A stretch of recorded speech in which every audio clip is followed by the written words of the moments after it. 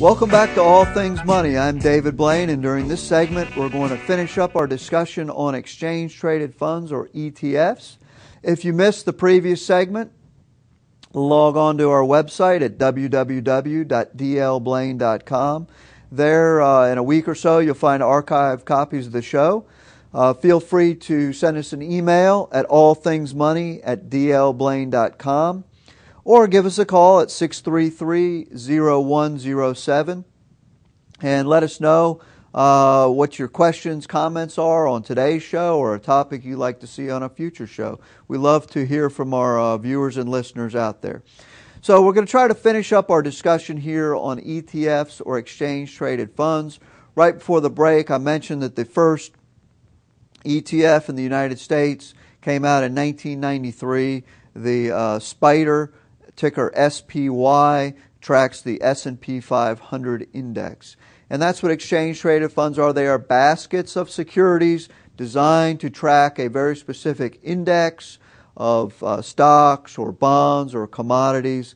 And so an ETF itself is not any one particular asset class. It's merely a basket of securities. In fact, you could put stocks, bonds, and commodities all in one ETF. So an ETF is simply a convenient basket and a way to buy stocks.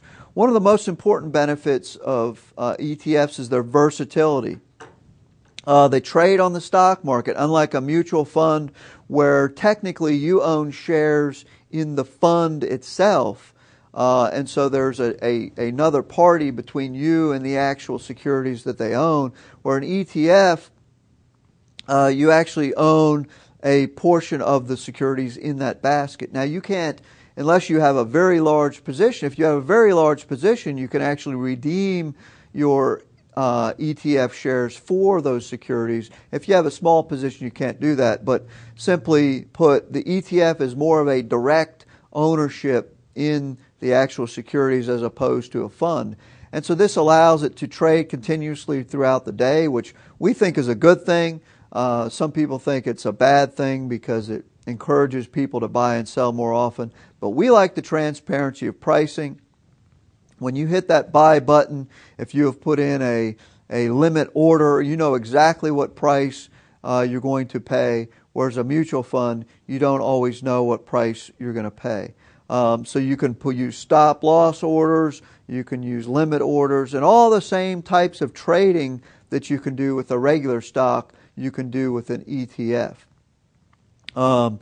There are usually no minimum investment requirements. With a lot of mutual funds, there's a minimum investment. So for the smaller investors out there, they're a great vehicle. In fact, today you can trade ETFs for free at Fidelity, TD Waterhouse. Schwab has a line of their own ETFs that you can trade for free. So you could buy, $10 of an ETF at absolutely no cost at certain brokerage firms. So they're a wonderful, very inexpensive way to get exposure to different segments of the market.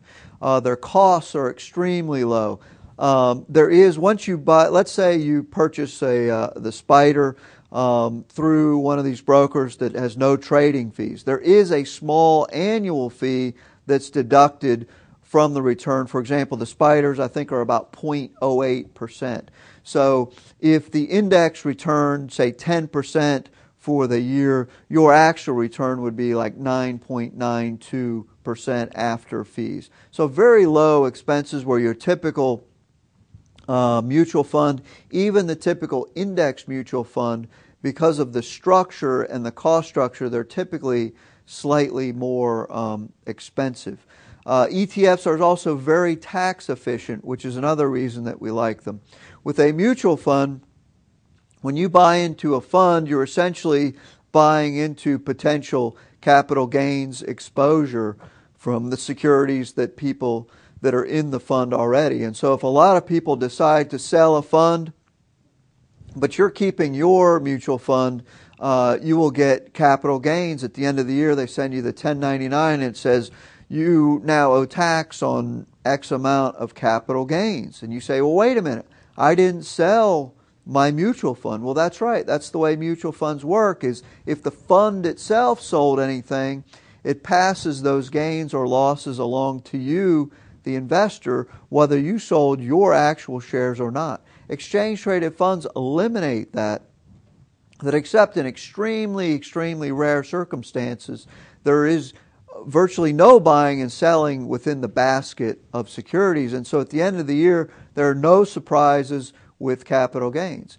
Now, ETFs, they pay income. So for example, if you invested in a bond ETF, the income from all those bonds gets paid out to you, the investor, and of course you pay tax on that. But you knew that ahead of time when you bought it. The ETF has a certain yield that you know, and in fact, that's a lot of times that's why you buy it. With a mutual fund, you have, you can look at historically what the fund has done, but you can gauge it, but essentially you have no control over of the income and capital gains distributions from the fund. So that's another reason we like ETFs.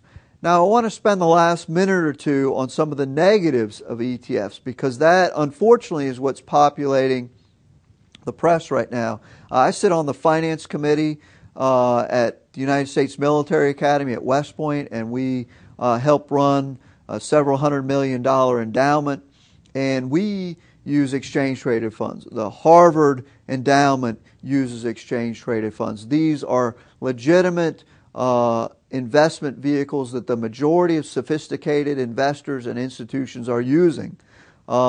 People are skeptical because they're reading stuff in the press and they don't fully understand it.